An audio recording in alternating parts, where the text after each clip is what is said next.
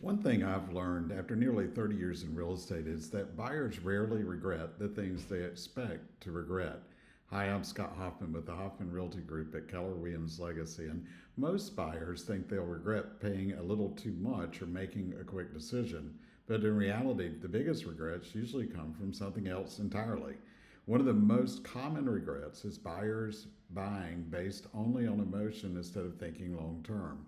For example, buyers sometimes fall in love with finishes and cosmetic details while overlooking things like commute time or neighborhood quality or resale potential or the functionality of the home. Another regret is stretching beyond a comfortable monthly payment. Owning a home should improve your lifestyle, not create constant stress. And finally, some buyers regret waiting too long. I've had many conversations with people who found the right home but hesitated only to lose it and spend months trying to find something comparable. The key is balance. You want to make a smart financial decision while also choosing a home that fits your lifestyle and long term goals. That's why guidance and strategy matters. The goal isn't just to buy a house, it's to make a decision you feel good about years from now. If you're thinking about buying and want help evaluating your options carefully and strategically, I'd be happy to help.